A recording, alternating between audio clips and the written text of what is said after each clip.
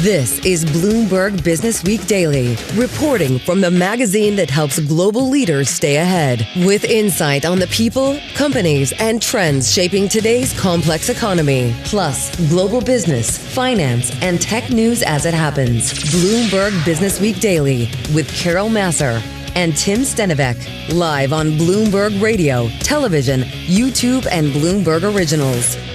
And a very good afternoon, everybody. Streaming across Bloomberg platforms. That means radio, TV, YouTube, and Bloomberg Originals. Welcome to Bloomberg Businessweek Daily. I'm Carol Massar along with Tim Stenovec.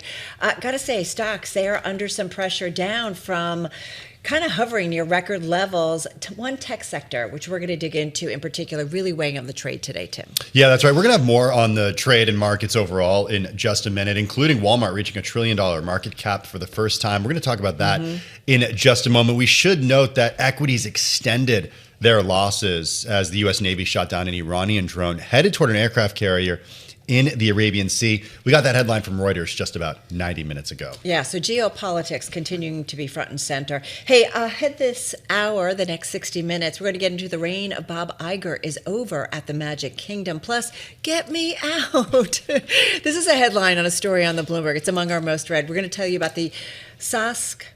You got it, SaaSpocalypse. SaaSpocalypse now. Software as a service apocalypse. Because there's something going on with this group of stocks. These analysts will write anything to get us to read these notes. Say that 5 times fast. Yeah, it works. Not me. Also, Trump homes may be coming to a neighborhood near you. We're seeing homebuilders rally on this news. Fascinating story. A lot, though, to be figured out on that one. And then BlackRock's Jaime Magyera back to talk markets and about retirement planning and wealth management. So a lot coming your way in the next 60 minutes. Let's get you going, though, on this Tuesday with a check on the trade. Here is Charlie Pellet. All right, thank you very much. Lots going on. We got you covered here at Bloomberg with the Dow, the S&P, NASDAQ very much in the red, not just lower.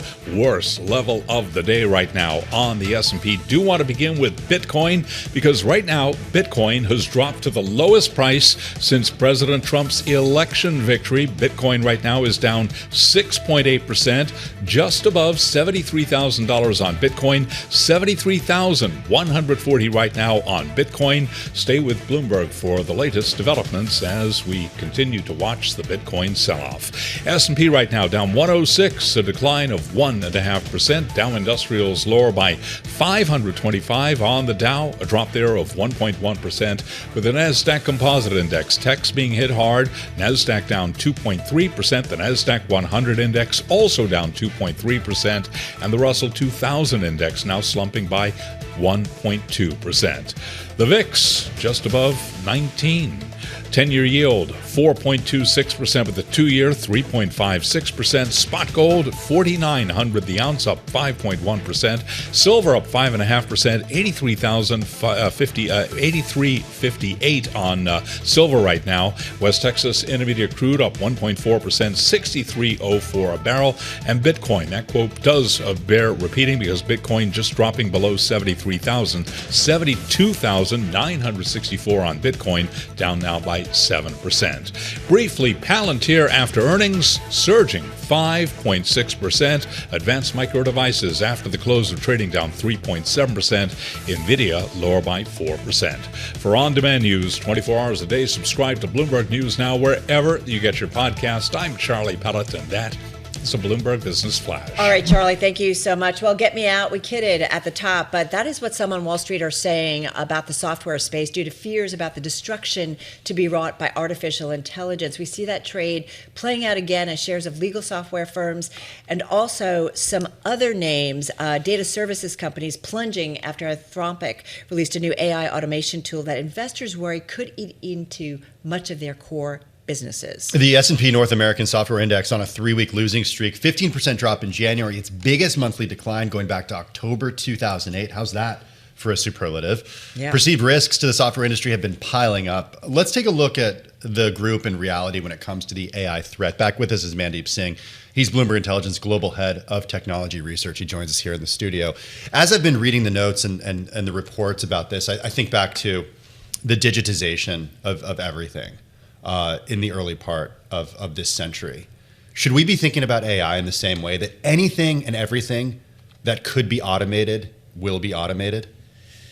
I mean, we have to think about AI in steps. So right now, what we are seeing is, the power of these large language models in coming up with a new interface, a chatbot or some sort of a simple interface where you can throw in data, you can automate, steps of your workflow, but generalizing that everything, will be fully automated is a stretch. And that's where, the market is right now not discerning what are the software entities that are a must-have, that are running your critical systems. We're still running mainframes.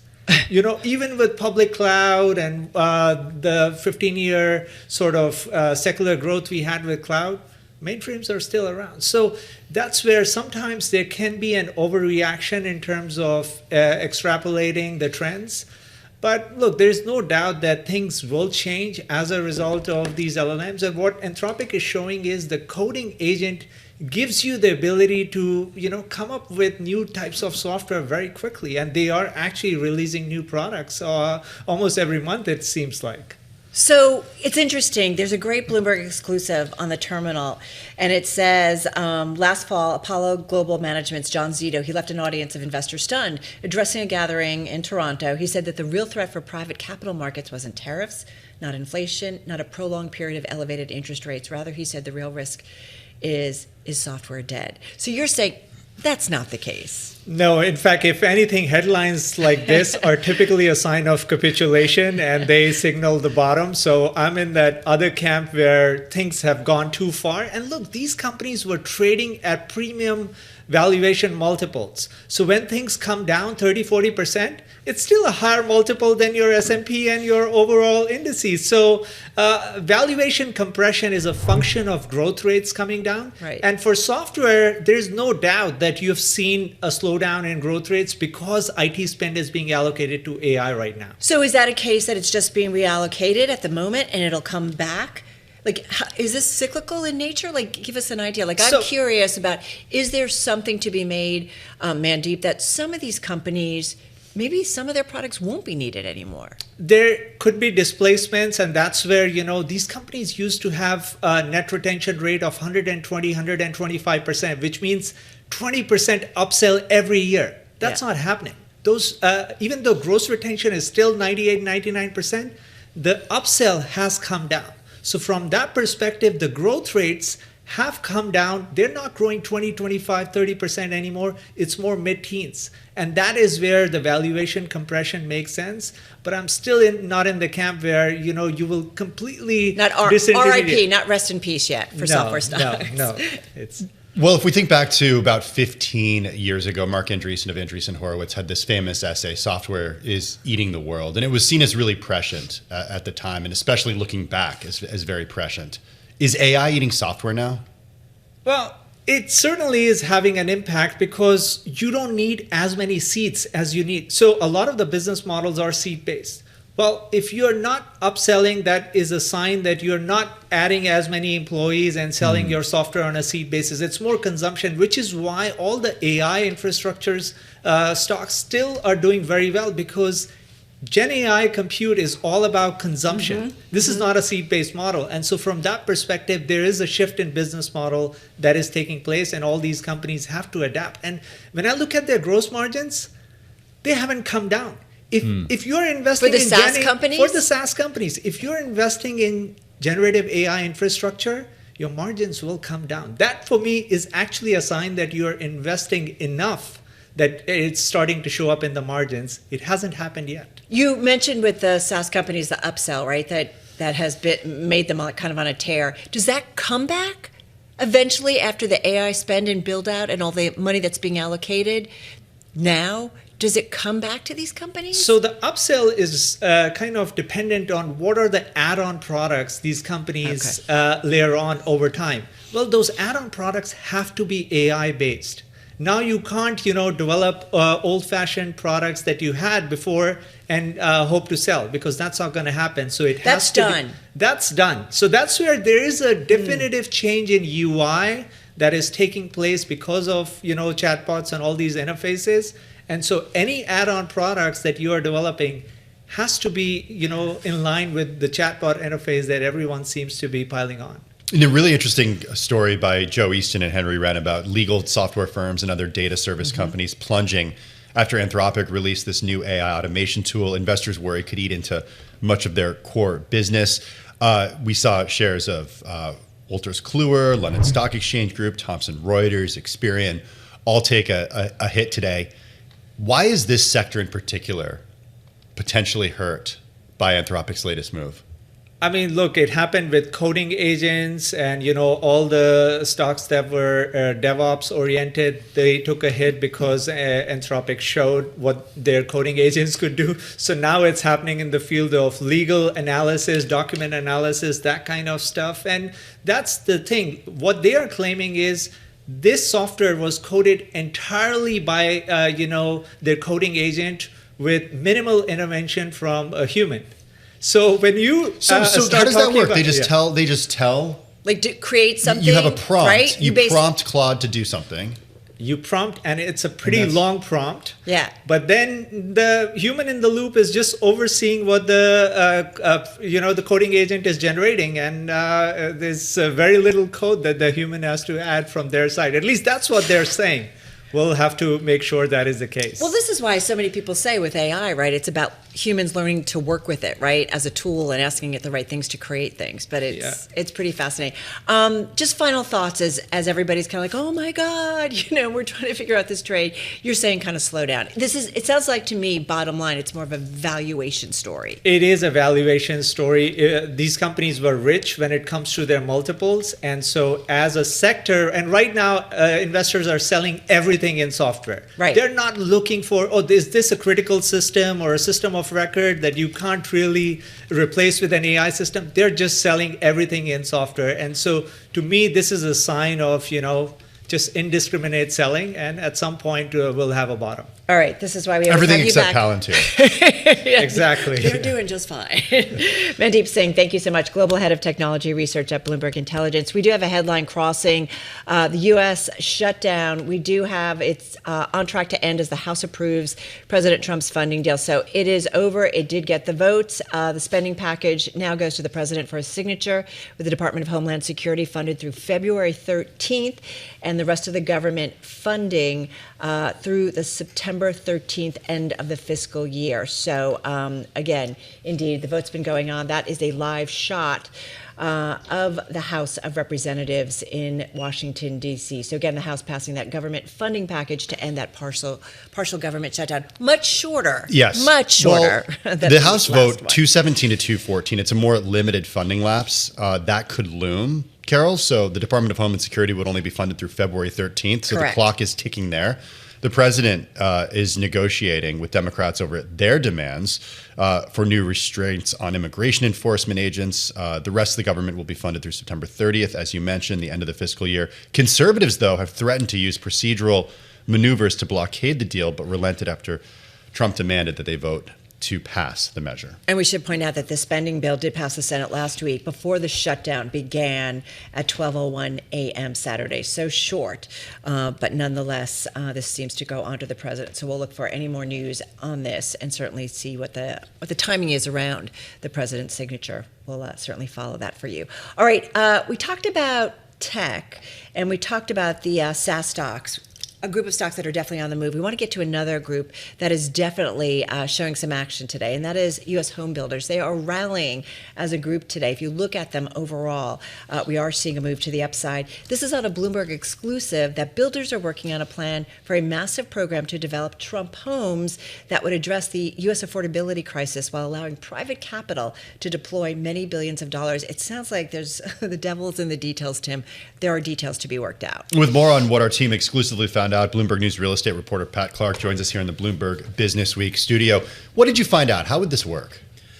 Well, there are details still to be negotiated, right? But it would be what's typically known as a rent-to-own or pathway to home ownership program, where private investors acquire homes from home builders. These could be homes potentially that are sort of built, tailored for this program, so maybe built on the smaller side. So not built yet? Not built yet. And they could be built for this program, acquired by private investors who would then rent the homes out. And then with some sort of opportunity for renters to convert into owners. Usually the way that's worked is there's some sort of help, or at least in more recent iterations on the model, there's some sort of program to help renters save a down payment. Some of the talk around this is that, would there be a role for federally backed mortgages? Do Fannie and Freddie get involved in some way, bring down the cost in interest payments when you actually go and buy the home that you've been renting? So private investors, Pat, provide the money up front for home builders to build, and then who gets all the permitting and all that good stuff? That's always so much fun. Well, the builders have to build the homes, but I think Okay. the way one person described it to me is like builders are they're in the moving business, not the storage business, if you indulge that cliche. And so the builders know how to get the homes built, and then they give them to someone else, right, who can hold them on a balance sheet and figure out how to manage them. I mean, managing these kinds of properties is not necessarily. That's been the pitfalls before in this rent to own. You report it in your story. It's one pitfall. It's complicated, right? Who's supposed to take care of the home during a period of time when it's owned? When ownership is sort of transitory. So that's certainly one thing. It should be easier with newly built homes, right? If you're doing this the way this has been done in the past, usually is you buy an existing home, and which could come with all sorts of deferred maintenance in it. Whereas these homes, you would imagine could even have a builder warranty on them, and so that should be easier. The hard part really is coming up with a scheme that lets people convert and buy the homes.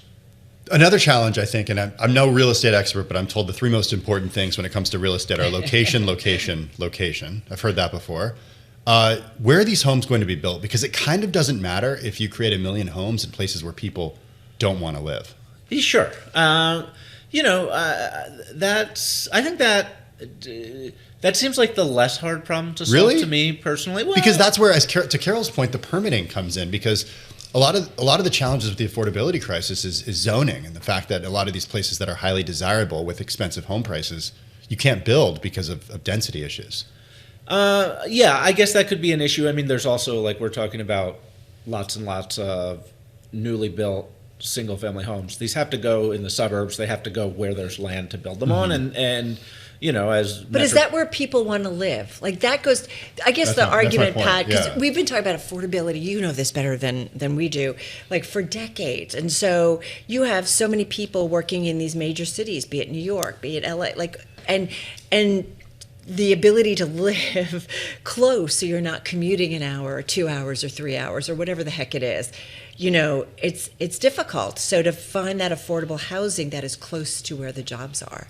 Is that where if you're building single family homes, that might not be the case. Sure, that's fair, right?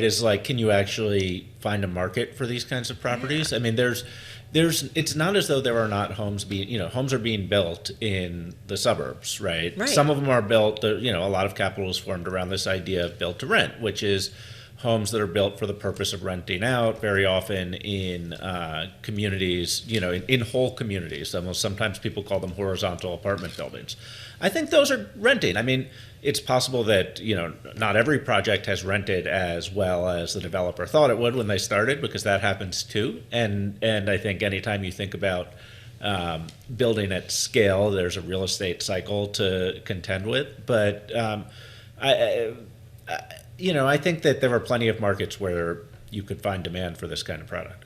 I'm wondering about the companies that could benefit here. Lennar is up 3% in a day when the broader market is lower. We're seeing home builders in general higher, apart from just a handful. Who are potential winners here? Yeah, I think anyone in the new home space, right? Like builders, building supply. I wasn't able to unearth a lot of details regarding investor, who is forming the capital to do this, right? And who gets to invest in this and on what kinds of terms. But you can certainly see opportunities there too. So is it a fund is created and then home builders tap into that fund? Is that kind of how it works, or we don't know yet? And the other thing that I was thinking is that, okay, now you have investors involved, you have home builders involved. These are all layers that have to make some money on this project. And I'm curious about how expensive these might be. I know the whole idea is about affordable homes, but I do think about people taking a piece of the action and how that drives up prices, essentially. I think it's complicated, right? I think there's we tried to get this across in the story. This is a complex idea, and it may prove too complex to actually, operationalize. But at the same time, I think you could think about it as it may turn out that this is an idea that the housing industry broadly is trying to put in front of the Trump administration because, both sides recognize that there is a housing affordability crisis and it needs to be addressed in some way. Everyone has an interest in doing something. And so, if it turned out this was a conversation starter, I wouldn't be shocked. At the same time, we have Trump accounts, right? We have these. This does seem to fit a template that some people have at least pushed from just idea to something that exists in the real world, and so it wouldn't shock me if that happened. We're actually going to talk about Trump accounts a little bit later on. No, it's interesting. Would they be called Trump homes? That's the way people are talking about them now. Yeah. All right. It's one way to get it in front of the president, right? Yeah. Truly. Know your audience, as some might say. Pat, great story. And it is a Bloomberg exclusive, so highly recommend that everybody check it out on the Bloomberg and at Bloomberg.com. Pat Clark, thank you. He is Bloomberg News real estate reporter joining us right here in studio. Should we talk markets? Let's talk markets and send things on over to Charlie Pellet. We're off our worst levels of the day, but still seeing a lot of red on the screen. Hey, Charlie. Well, hello there. Do want to begin with those home building names you guys just discussing. Case in point, Lennar, higher by 2.9%. KB Home up now by 1.5%. Toll, the nation's largest luxury home builder, trading lower by 0.5%. And DR Horton up by 1.4%. Stocks very much in the red. As Carol mentioned, though, we are trading off session lows right now. Slight bounce there, but still the S&P's down 85. Drop there of 1.2%. We've got the Dow down 400 points on the Dow, down 0.8%. The Nasdaq Composite Index down 442 now, drop there of 1.9%. The Nasdaq 100 index also down 1.9%, and the Russell 2000 index of small cap shares right now down 0.7%. The 10-year 4.27%, but the 2-year 3.56%. Gold is surging 5.6%, $49.25 the ounce. Silver rebounding today, up 6.9%, $84.81 on silver. West Texas Intermediate crude up 1.6%, $63.14 a barrel. The big news, though, the sell-off today in Bitcoin now down by 4.5%, 74,857 right now on Bitcoin. Novo Nordisk says its sales will drop this year as its blockbusters Ozempic and Wegovy face ever tougher competition. Novo Nordisk plunging now by 14.4%. Among other big pharma names out with earnings, Pfizer shares. Pfizer right now down 3.9%. Merck after earnings up by 2.8%. Coming up after the close of trading, Advanced Micro Devices. I'm Charlie Pellet. That is a Bloomberg Business Flash. Hey, thanks for that update, Charlie Pellet. Carol's just pulling it up on the terminal right now. We're looking at the latest coming out of Washington, that partial U.S. government shutdown. It's on track to end later today. This after the House passed a funding deal President Trump negotiated with Senate Democrats, Carol, overcoming opposition from both ends of the political spectrum. All right, let's get the latest on that. We head to the Bloomberg News D.C. Bureau and to Megan Scully. She's BN, Bloomberg News Capital Influence Team Leader.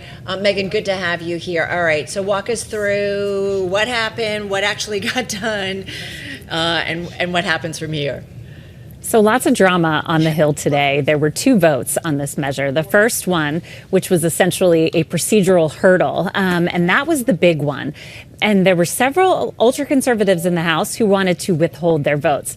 There were a lot of phone calls, a lot of arm twisting on the floor, promises made, deals made, and Republicans managed to get that procedural hurdle across the finish line. Next up was the bill itself, and that passed with some Democratic support. There were just shy of 24 Democrats who voted for this spending measure, which funds most of the government agencies that have gone unfunded for the rest of the year. Department of Treasury, Department of Defense, and several others. The Department of Homeland Security, however, is operating now on a 2-week stopgap as members of both parties try to negotiate to put some restrictions on ICE and Trump's broader immigration crackdown. Yeah, let's talk about that a little bit, because that's only funded through February 13th, while the rest of the government is funded, as you mentioned, through the end of the fiscal year, September 30th. What are Democrats and Republicans like? What's the commonality in what they're looking for in terms of restrictions on ICE? Well, there is there any? not Are there a ton any of commonality. There are, I think that Democrats have put forth several demands, including ICE agents and Border Patrol agents that are in American cities, in Minneapolis and elsewhere, taking their masks off. And that has been a non-starter with House Speaker Mike Johnson. We have seen the Department of Homeland Security actually came out yesterday and said that ICE agents will be wearing body cameras, which has been another point of contention. Some, but not all agents have cameras in the field. Something we've certainly gotten used to with local law enforcement in recent years is having these cameras for accountability purposes. We don't know the exact time frame on how they're going to get all of these agents in the field, these cameras, but that certainly would meet one of Democrats' demands. I think it's so also that would be. No, go ahead. No. Please finish. So that I guess that would be the one area of commonality that has emerged so far. I thought it was also interesting, right? Certainly was about the Office of Homeland Security coming off of what's going on in Minneapolis. But in the reporting that Bloomberg did, it also noticed, Megan, that some conservatives opposed the bill because they wanted to include changes to election laws that would have scuttled the measure in the Senate. Several conservatives also argued against approving the measure because it contained some spending increases and pet projects backed by Democrats. So there's other things that kind of came at play here. And I think what's certainly, I think, of note, of interest with the midterms looming is election laws. Absolutely. This became one of the last big pieces of legislation that'll make it through Congress before the elections in November. The last minute push was for voter identification laws, something that ultra-conservative Republicans in particular have pushed. It's a measure that has passed the House, but is essentially dead on arrival in the Senate, where they need 60 votes to do just about anything. And Democrats are united against this. This all feeds into Trump's bigger push on elections. Whether it's federalizing elections, as he's talked about in some interviews recently, or sending the FBI into elections to investigate elections in Georgia going back to 2020. Democrats will fight against this moving forward, certainly. So I don't see this as a legislative push that is necessarily going anywhere. But there are some wins for Democrats in this bill, in the broader spending bill. It overturns some DOGE cuts, including cuts to medical research, particularly cancer research. And there are a lot of programs in there that Democrats do support, which is why you saw the support in the Senate, and then you saw some 21 or so Democrats in the House lining up behind it. Did Democrats learn politically what it meant to shut the government down for such an extended period of time in the fall, and that helped motivate them to come to the table here?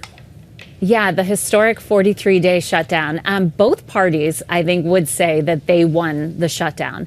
While Democrats did not get the Affordable Care Act premium subsidies extended, which was their chief demand during that shutdown, they did see it as a win, at least politically for them, going into a midterm cycle that is focused so heavily on affordability. And healthcare is becoming quickly an unaffordable cost for many Americans. So in terms of at least the messaging war, they say that they won that. Yeah, it sounds like it sounds like, too, the messaging from the White House on the president specifically was like, get this done. Yes, Trump did not want to see a government shutdown happen this close to the midterms. As he's discussed recently, he is increasingly concerned about particularly the House changing hands and Democrats winning the majority in the House, which could then lead to further impeachment proceedings against him. Remember, he was impeached twice, but not convicted by the Senate in his first term. All right, great stuff. Great breakdown. Megan, thank you so much. Megan Scully, Bloomberg News Capital Influence team leader. She's there in the Washington, D.C. bureau. All right, let's move to another stock that is definitely on our radar. Another company that's on our radar has been starting kind of late last week, and then certainly it feels like yesterday and yes today. We're talking about Disney. Yeah, bam, this morning in the news that the company said that Josh D'Amaro will succeed Bob Iger as CEO, passing the reins at a key moment in the company's history and after struggles to find a new leader in the past. Earlier on Bloomberg, James Gorman, former CEO of Morgan Stanley, now chairman of the board at the Walt Disney Company, told Bloomberg TV that after the board considered over 100 candidates in total, why Josh D'Amaro made sense. He's a fantastic executive. He's strategic. He's run a huge operations, one which Disney is now investing $60 billion of capital into. He has great creative instincts. He has what Bob Iger calls exceptional taste. Bob will be working with him through 2026, guiding and mentoring and helping further develop him. This company's trading at 15 times earnings. That's nuts. I mean, honestly, there are very few companies that have this quality of assets, this quality of bones, as I call it. Kind of sounds like what Ross Gerber said to us yesterday of Gerber Kawasaki. Like, this is a value play at this point. Yeah, really fascinating. That, of course, was James Gorman, former CEO of Morgan Stanley, now chairman of the board at the Walt Disney Company, earlier on Bloomberg with Bloomberg Tech's Ed Ludlow. Let's get to it with our own Chris Palmeri. He's Bloomberg News senior editor and entertainment team leader. He's out there at the Bloomberg News Bureau in Los Angeles. Chris, we've been talking about Disney so much. What do you make of this news? And I feel like we've been expecting it ever since the talk and rumors and Wall Street Journal report last week. Why, before we get into who is Josh D'Amaro, why is this happening earlier than expected? What do we know about Bob Iger stepping down before his contract ends later this year? I know he's going to stay on and he's going to still help. I think he doesn't want to be chair of the board. Like, why is this happening now? Well, Disney had said quite a while ago that they were going to announce the new CEO candidate. In fact, I think it was almost 2 years ago that it was going to be in early 2026. Okay. So that wasn't a surprise. What was not known was what Iger was going to do, because his contract runs through December of this year. And so I think they all worked it out, whether it was Iger's decision or not. That last time around, he stepped down, but he stayed chairman, and there was some tension between him and the CEO, and ultimately, that didn't work out, and Iger came back as CEO. And so I think this time they've had an outsider as chairman who was supervising the succession process, and they have just a real sort of clean break. Not entirely. Iger's going to stay on as a senior advisor till the end of the year, but then he'll be gone. Maybe it's not good to have, an outgoing CEO and an incoming CEO with the same first name. Maybe that's just a little rule. Bob and Bob. Maybe you just don't do that. Maybe. That's a good point. Well, Dana Walden was a name here that was considered to be a possible successor to Bob Iger. Some news in her world, too. What happens to Dana Walden? Right, so she and Josh D'Amaro were considered the two main candidates for this job, and I think there was a recognition that she is a very talented executive running Disney's TV business, but she didn't have the same level of Disney DNA that Josh D'Amaro does. 28-year veteran in the company, just a real out in the theme parks and meeting with people, meeting with employees, just kind of beloved there. But they wanted to keep Dana, and so they created really the first in this 103-year history of Disney, a chief creative officer for the entire company, and also president. So, quite a big bump up for her, and I think you'll probably see it in her compensation as well. I think it is interesting, and maybe it shows that creative still matters, right, at Disney, a company that's so associated with the creative. Having said that, going back to Josh, Chris, it kind of makes sense. I was listening to some numbers from Geeta Ranganathan of our Bloomberg Intelligence team who covers Disney, and is it 60% of revenues at Disney come from the theme parks and that business? And she said they're adding ships, they're continuing to grow in this area, that it could be as much as 70%. I mean, it kind of makes sense that the growth engine, it feels like, or the bulk of revenues, that the person who runs that heads up this company. Does that kind of make sense? Well, what we've seen in this, happening everywhere, people are gravitating towards these, live experiences. Mm-hmm. We spend so much time online, and yet we want to get out with friends and family and do these things, and Disney's been benefiting from that. And at the same time, Disney as a legacy media company with all those cable channels and that are losing subscribers and losing advertising dollars is declining in that department. So they've obviously tried to bolster that business. They built a huge streaming business in that, but especially in terms of profits, it's not where the traditional TV business was, and so that's why parks have risen so much in importance relative to the overall company. So why did Bob Chapek not work out, and what does Josh D'Amaro have to do in order to to avoid a fate. So like many Bob Chapek. so many missteps with Chapek. Well, one of the first ones was reorganizing the company so there was a central person in charge of all the creative decisions. That really angered the department heads. He had that major dust up in Florida that was just really humiliating for the company.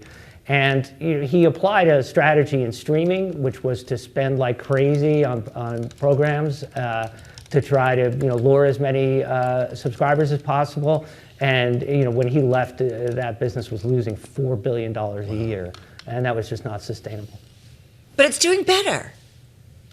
Yeah, much better. It's profitable now, but still much lower than Netflix. So they've got work to do. All right, great stuff, great breakdown. You and Geeta and Ed just amazing on surveillance this morning on the radio side. So really fun to hear the breakdown on a story, and really an iconic name, iconic company, iconic brand, and really an iconic CEO in terms of Bob Iger, who was there for such a long time, managing the multiple assets of Disney. Came back, and is now leaving again. Yeah, it's just kind of an interesting story, right? It's like a business school case study. He wrote a book before he came back, did. The Ride of a Lifetime. All right, good stuff. Yeah. All right, we're watching Disney, we're watching lots of stuff. When we come back, Trump funds, 401ks, private markets, and more. We talk retirement among Americans. That one, Bloomberg Businessweek Daily, continues on this Tuesday. It's 2:40 on Wall Street. We do check markets all day long here at Bloomberg. We've got the S&P 500 index just below 6,900, 68.85 right now. Dow Industrials just above 49,000, 49,013. NASDAQ is in the red, dropping by 2.1%. S&P down 1.3%. The Dow lower by 0.8%. The Bloomberg Mag 7 index down 2.2%, with the Russell 2000 index lower now by 0.8%. The 10-year 4.26%. The VIX, by the way, just above 19 right now. The 2-year yield 3.56%. Spot gold now surging 6% to $49.40 the ounce. Silver at $85 the ounce, up 7.3%. And West Texas Intermediate crude oil is advancing. WTI up 2.2%, $63.47 for a barrel of WTI. Also, Bitcoin, big story there, now down 4.5%. Bitcoin just below $75,000. Artificial intelligence firm Anthropic has released an automation tool for the legal profession that is sending companies in the data services space lower. Gartner, case in point, ticker symbol IT. It is plunging by 22.6%. Shares of FactSet Research Systems down 10%. S&P Global Inc. lower now by 11.2%, and Accenture down by 10.1%. Coming up after the close of trading, Advanced Micro Devices, Palantir, by the way, pushing higher after earnings. Right now we do have Palantir up by 5.7%. I'm Charlie Pellet. That is a Bloomberg Business Flash. All right, so the Vanguard CEO told Bloomberg yesterday, he is Salim Ramji, and he said that the Trump administration's plan to give $1,000 in seed funding to millions of U.S. children is a fabulous concept. Now, you know the U.S. is considering making Robinhood an initial trustee of the program, along with one or two other firms. The details still be working out. Curious to see what our next guest has to say about this and how it might be a factor in the retirement planning of more Americans. And then we want to broaden out. It is time now for our weekly discussion focused on women, money, and power. We speak to some of the most influential women that are out there from across the world of finance, really across the business world. Great to have back with us Jaime Magyera. She is Managing Director, Head of U.S. Wealth Advisory, and Head of Retirement at the world's largest asset manager. We're talking about BlackRock, and she's here in studio. How are you? How are you? I'm good. It's great to be here. It's great to have you here. And I do want to kind of start with that because I think about these funds, what it might mean for more Americans. We talk about the ability to create wealth, and that's whether it's to buy a house, to just think about your retirement.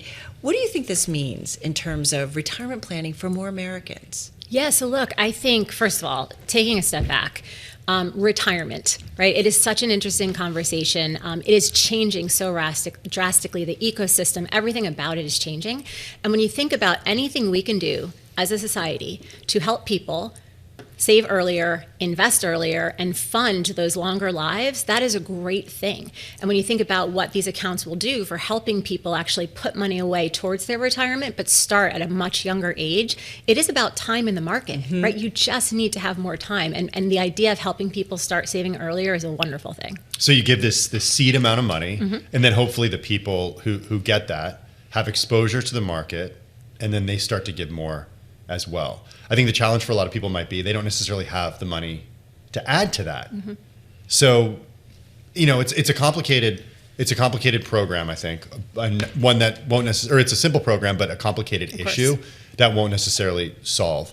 If we think about it from the broader perspective of Americans being prepared for retirement, what are you seeing from clients out there right now, making sure that in an environment like this where we're seeing some volatility? Charlie was just talking about double-digit declines in some software names today because of disruption from AI. What are you hearing from them about how to hold on to their assets? Yeah, so if we take a step back and we think about what are we trying to solve for when we talk about helping more Americans achieve retirement security. So retirement security means the freedom to choose what's next, the freedom to do what's next, the freedom to support your longer life. And when we talk to clients about it, it's two things. It's giving appropriate access to the full power of the capital markets, and it's managing risk across these longer lives. And when you think about how you pull those two things together, that's what we focus on with our clients. In fact, BlackRock, a lot of people don't realize we're a retirement company, right? People think of BlackRock in many ways. We're a retirement company. Over half of the assets, half of our 14 trillion is in service of helping people save for retirement. Right back in 1993, we invented this elegant design of a solution, which is a target date fund that helps people access the capital markets and then manages them through in an appropriate way so that when they retire, they have money to use during their retirement. The challenge is the world's changed, right? So people are living longer. The responsibility of retirement saving is now so much more on the individual than ever before, and the capital markets have evolved so much. So you need to almost rewire the whole thing and understand and figure out what are you solving for and then what resources and tools you have to deliver on that. So Jaime, what are some of the things that you think about in that rewiring? Yeah, so there's two really big themes. The first is we talk about people living longer. People are living longer, and they've always been focused on saving to get to a certain number. But who knows what that number should be, and how do you actually then convert that and do the math to figure out how much income that should get you? So the first one is all about turning savings into income. And you think about pension plans for years. What's the benefit of a pension? You get a defined benefit, a defined income stream. And to date, 401k plans haven't provided that. More and more people are asking for it. Over 50% of Americans are more scared of outliving their assets than dying. Like, that's a really scary thing. And what they're really saying is I need clarity on figuring out how much income can I get and how do you actually give me the lifetime income, the guaranteed income to get there. And so one of the things that we've been talking with our clients about is a target date fund that has the option of embedded lifetime income provided by an insurance company. And so you've elegantly brought together the target date fund solution, which is the number one solution for any 401k plan, but you've now embedded it into that, or you've embedded lifetime income into that. So is that an annuity that goes in there then? Yeah, it's the option. So, we do think that, first of all, people need choice, and people want options. And the beautiful thing about LifePath Paycheck, which is our target date fund with income, is not only does it give you the option to get that guaranteed income, an annuity provided by an insurance company, but it also helps you figure out what that income could be and how much it could be throughout your life. Well, how is this different than people saving assets, and then supplementing Social Security with selling some of those assets every year when they reach retirement? Is there an aversion then to selling the assets, and people want income generated from the assets instead of actually disposing of the assets? Look, I think at the end of the day, we're all human, right? And you want some sort of security. That's the beautiful thing about Social Security. It gave you some type of security. And so you could do the math and figure out what your withdrawal is and how you actually sustain those assets that you've saved. And you can work with an advisor or various tools to do that. That's a perfectly fine approach. Or you could also get the security of having that guaranteed income and having that income stream for you. And we call it LifePath Paycheck because people work and work and work. Right. And then suddenly they retire and they say, well, where is my income coming from? And so through LifePath Paycheck, you actually get that paycheck after you stop working. Fascinating. And one of the things before we wrap up is, we talk a lot about the great wealth transfer, and whether it's to a younger generation, but increasingly, again, you talk about people living longer. Women tend to outlive men. And I am curious, are you having more conversations with women, either as part of a marriage or a partnership, and kind of planning around that idea that, okay, one of us might not be around, and it's likely to be maybe the woman who lives longer. Yeah. So average longevity rates have increased by 7 years over the past 2 decades. Now, when you think about women, as you say, tend to, in general, outlive men. The other thing that's interesting is in partnerships, more often than not, the woman is younger. And so she has that bigger gap to fill. When we talk to women about retirement savings, this is where security really matters, the confidence. Let me know I have some type of guarantee, and then I will use the rest of my savings on discretionary items or doing the things I want to do. Confidence, security, and clarity. Clarity is the big word for everyone. Let me know how much I need and how I'm going to fund it. It sounds so simple, right? But it's amazing how it's not there. And you're right. I think people get to the end and they're like, wait a minute, this isn't what I expected. Never enough time. Come back soon. I will. Love it. Jaime Magyera, she is Managing Director, Head of U.S. Wealth Advisory and Head of Retirement over at BlackRock, joining us right here in studio. Hey, coming up next, stocks on the move. In the meantime, taking a look at some stocks that are on the move right now. Shares of companies in information technology taking a hit. It's the worst performing sector in the S&P 500. Those stocks are down more than 3.2%. Consumer discretionary down 1.6%, as is communication services. The S&P 500 as a whole down 1.4%. Coming up next on Bloomberg Businessweek Daily, stocks on the move. This is Bloomberg.